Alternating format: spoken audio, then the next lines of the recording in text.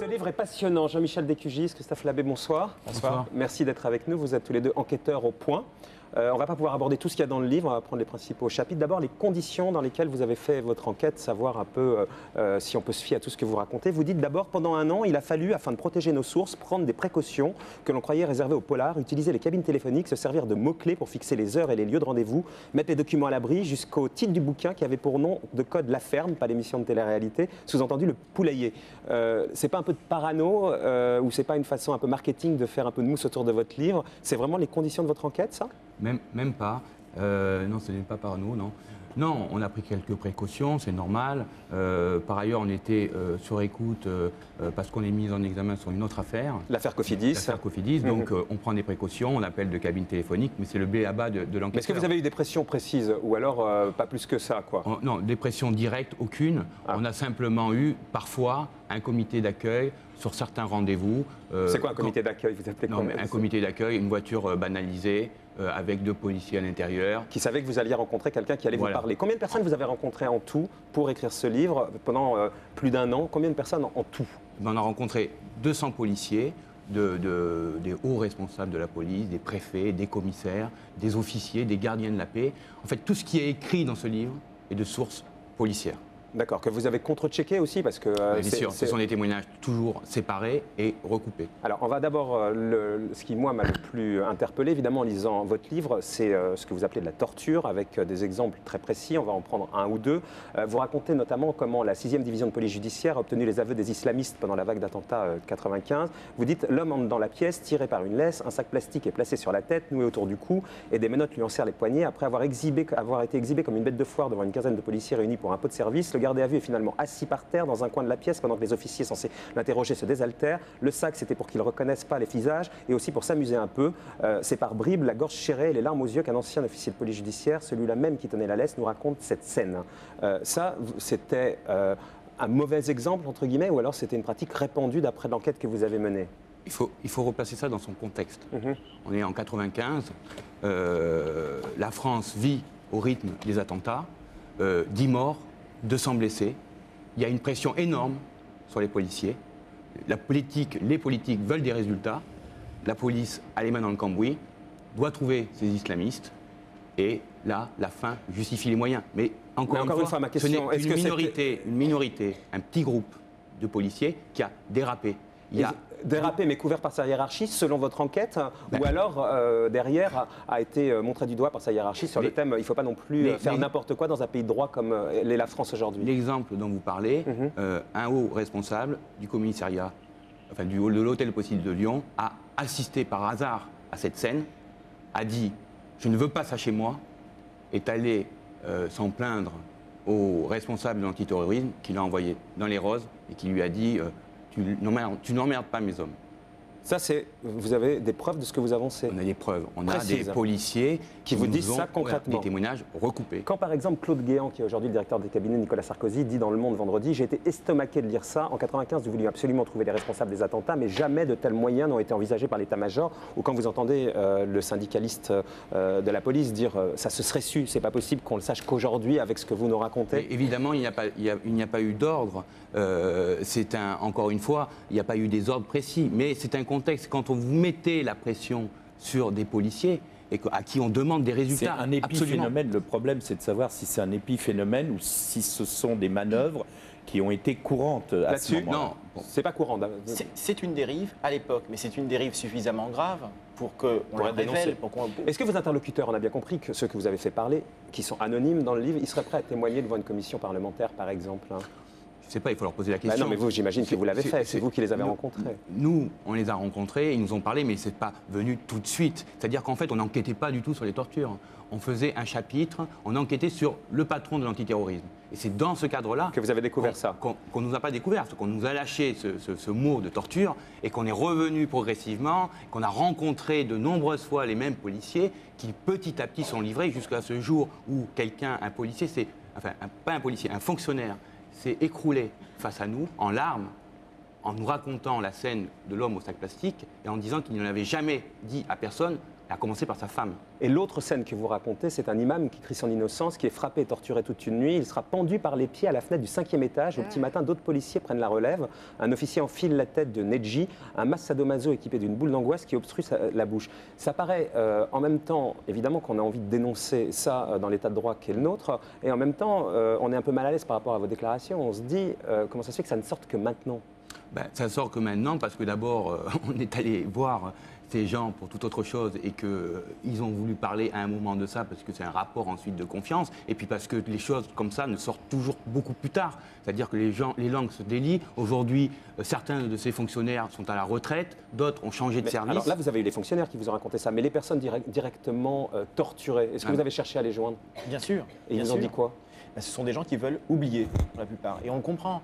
C'est-à-dire que on a fait vraiment le travail d'enquête classique. C'est-à-dire qu'au départ, les informations nous viennent des policiers eux-mêmes qui étaient à l'antiterrorisme en 1995, au moment des attentats, et qui nous livrent ces informations. On les recoupe une à une. Ces entretiens avec les policiers, ce sont des entretiens qu'on a séparément. Donc on arrive à... Je comprends bien, mais donc les gens principalement concernés, pourquoi ils ne témoignent pas dans votre livre ? Les gens concernés, en fait, pour certains, déjà pour au moins 2 d'entre eux, au sortir de leurs interrogatoires, quand ils sont passés devant le juge d'instruction, ont décrit certaines scènes. Et ça a été acté par la justice. Donc ça existe quelque part. Laurent, avant de passer à autre chose, est-ce que ça vous choque, vous, qu'en été, il faut se rappeler dans le contexte, on est en 95, il y a des gens qui meurent suite à des attentats terroristes, qu'on emploie toutes les méthodes sont bonnes, histoire de faire en sorte que ça ne saute plus? Bien sûr que c'est choquant, évidemment, d'autant plus quand on ne sait pas si la personne qui est interrogée dans ces cas-là est vraiment coupable ou pas. Évidemment, après la raison d'État, quand on est sûr de tenir quelqu'un et qu'on doit absolument, ça me dépasse, je veux dire, j'ose même pas savoir ce qui se passe. Ça me fait penser au feuilleton 24 heures. On voit bien comment les méthodes sont utilisées. Oui, il y a question de la torture en ce moment. Voilà, en vous écoutant, j'avais vraiment l'impression de voir le feuilleton 24 heures. Quoi. Donc oui, ça glace, ça fait peur. Alors il y a évidemment d'autres choses dans le livre, notamment par exemple, vous dites que la police est prête à tout pour faire tomber des gens, même en faisant des choses, ça rappelle un peu l'épisode des Irlandais de Vincennes. Vous dites par exemple qu'au moment de la mort du préfet Erignac, afin de mouiller un nationaliste, Mathieu Philidori, les policiers auraient placé dans son jardin un sac contenant des explosifs, histoire de le faire tomber alors qu'il n'avait rien à faire là-dedans et d'ailleurs qu'il a eu un non-lieu. Ça pareil, vous avez des preuves concrètes de ce que vous avancez, ça paraît assez hallucinant. Oui, on a des preuves concrètes. Encore une fois, c'est encore une fois un contexte, c'est-à-dire on est 5 mois après l'assassinat du préfet Erignac. À ce moment-là, on est dans la piste agricole. Hein, voilà, puisque dans la piste agricole, c'est-à-dire que en fait, le chef de l'antiterrorisme croit à la piste agricole et il est presque le seul à y croire, mais il y croit.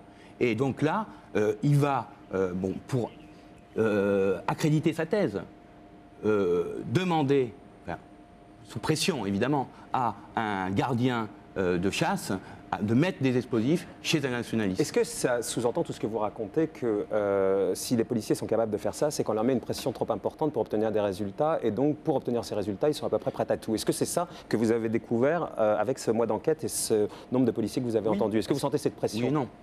Oui ou non? Encore une fois, ce sont des dérives. Et la question qu'on pose, c'est pourquoi ces dérives sont possibles. Et est-ce que l'institution est capable de regarder les choses en face, de se dire il y a des dérives, ce ne sont que des dérives. Ça, il ne faut pas jeter l'opprobre sur. Donc quand on dit des dérives, on est bien d'accord, c'est marginal aujourd'hui. Voilà, dans la police. Aujourd'hui, vous ne dites pas la police tous pourris, vous ne dites pas du tout ça. Quoi. Vous dites c'est marginal. La police est moins violente qu'il y a 25 ans. La police a fait des progrès. La police est fait remplie de gens. C'est un peu trompeur, place Beauvau. Vous voyez, il y a une généralisation dans votre titre. Là-dessus? Non, parce que la place Beauvau, c'est le ministère de l'Intérieur. Oui, bien sûr. Et nous, on s'est intéressé aux relations ambiguës qui existent entre le pouvoir et la police. Et la police, aujourd'hui, est de plus en plus politisée. Parce que la matière police est un enjeu politique. La sécurité est devenue, ces 25 dernières années, un enjeu politique. Alors vous racontez des tas de choses de ce point de vue-là, d'un point de vue politique, on ne va pas toutes les énumérer là, mais par exemple, Charles Pasqua, selon vous, en 1994, aurait fait espionner les débats du Conseil national du Parti socialiste pour le compte d'Édouard Balladur, et que sous son règne, les RG ont même commandité le cambriolage des SOS racistes pour y récupérer des documents. Quand on lit ça, on est halluciné. Moi, je mets bien des conditionnels là-dessus, parce qu'on se dit, est-ce qu'ils ont vraiment la preuve de ce qu'ils avancent, hein? Mais ça, c'est sorti déjà. Écoutez, on a rencontré 200 fonctionnaires au sein du ministère de l'Intérieur. Oui, mais qui peuvent vous raconter n'importe quoi. Non, parce que le travail du journaliste, c'est de recouper. Oui, c'est pour ça que vous êtes là. J'aimerais savoir comment vous avez recoupé. On a recoupé, c'est-à-dire à partir du moment où une information, on la vérifie avec d'autres personnes qui étaient dans le même service au même moment. Mais est-ce que par exemple vous avez appelé Charles Pasqua et vous lui avez demandé de s'expliquer sur ce thème-là? 2 fois 3 heures d'entrevue avec Charles Pasqua. Et il vous a dit on quoi? a vu tous les ministres. Et il vous a dit quoi quand vous lui avez dit mais alors apparemment vous avez utilisé les RG pour Il lui a dit le scoop pour Charles Pasqua, c'est que depuis 25 ans, il y a une affaire où il n'est pas trompé. Non, mais là-dessus, sérieusement. Charles Pasqua est un type comme ça, très sympathique, sauf qu'il est 6 fois mis en examen et qu'il est l'exemple type de ce qu'il ne faut pas faire au ministère de l'Intérieur. Bon, parce qu'il s'est servi, à un moment en tout cas, de sa position de ministre pour obtenir à la fois des informations, Pour vous, c'était le pire? Non, il n'y a pas de pire ou enfin, il est 6 fois mis en examen aujourd'hui, donc il est symptomatique de certaines dérives au niveau du ministère de l'Intérieur. Est-ce que les pratiques que vous dénoncez là, pour conclure, elles sont encore en cours selon vous au ministère de l'Intérieur aujourd'hui? Au niveau des tortures? Non, pas des tortures, ça on a bien compris qu'on n'est plus dans ce climat-là. L'argent, on parle de l'argent liquide qui circule de main en main, enfin au niveau. Alors là, le passage est hallucinant. C'est une vieille dame âgée qui a 80 ans, qui est à la retraite depuis une vingtaine d'années, selon vous, toute menue, visage fermé, cheveux blancs, qui chaque matin à 9h émerge de l'escalator du métro des Champs-Élysées. Il ne faut que quelques dizaines de minutes à Henriette, qui flirte pourtant avec les 80 ans, pour rejoindre d'un petit pas pressé le ministère de l'Intérieur. Son bureau est au 3e étage. Chaque mois, les patrons des services, qui tous l'appellent par son prénom, défilent chez Henriette pour y chercher des liasses de billets. Et vous dites 40 millions d'euros, une somme dont disposerait la place Beauvau pour... Moi, j'espère simplement que Henriette ne sera pas poussée à la retraite à cause de nous. Bon. Ceci dit, effectivement, cette histoire nous a été racontée par 20 directeurs de service, des directeurs de service, des gens haut placés dans la police. Bon, ils s'en amusent, c'est rigolo. Pourquoi elle? Parce que ça fait 20 ans qu'elle sait tout, elle sait exactement quelle enveloppe il faut donner à qui, combien, etc. Elle ne peut pas aller voir De Vos? Non, je rigole. Non, on a bien compris. Mais peut-être que la police doit fonctionner comme ça aussi. C'est peut-être pas non plus une dérégulation. Peut-être que c'est une façon de faire et que c'est en soi. Est-ce que vous trouvez ça contestable? Non, cet argent liquide sert à financer un certain nombre d'opérations discrètes qui ne peuvent pas être financées des fonds secrets. Alors, l'argent la question de Christian Carambeu, l'argent vient des fonds secrets. De fonds secrets. Qui n'existent plus normalement, les fonds secrets. Qui n'existent plus pour rémunérer les cabinets. On va faire écouter Mimi Mathieu en Allez-y. Des fonds secrets qui n'existent plus officiellement pour rémunérer les cabinets, qui existent encore pour des missions de défense de l'État. Et puis aussi de circuits un peu complexes de financement. Il y a plein encore d'autres choses dans le livre. Vous racontez des trucs incroyables, même des choses anecdotiques. Par exemple, 150 € pour identifier une plaque minéralogique. Vous appelez un policier si vous voulez savoir à qui appartient la plaque minéralogique. Si vous avez bon de tuyau, d'après leur enquête, vous leur donnez 150 € pour certains, pas tous évidemment, mais ceux qui sont corrompus. 600 € pour un relevé de compte ou des conversations téléphoniques. Est-ce que vous avez eu des retours, vous, du ministère de l'Intérieur? C'est ça qui paraît incroyable. On a bien vu dans le sujet que pas mal de policiers lisent votre livre, mais est-ce que vous avez eu des retours officiels du ministère de l'Intérieur? J'imagine qu'après cette émission, vous en aurez de toute façon. Officiel, non. On a des contacts, on a des amis. Même au sein de non, mais moi je parle d'un point de vue officiel. Est-ce que vous vous êtes fait taper sur les doigts? Est-ce que Nicolas Sarkozy vous a appelé pour savoir non, d'où vous tenez ces infos? sur le portable, Nicolas Sarkozy ne nous a pas appelé. Claude Guéant? Trop occupé par un autre livre. Sur Cécilia, vous voulez dire? C'est jamais agréable pour une institution de voir le couvercle soulevé et de voir tout mis en lumière. Je comprends.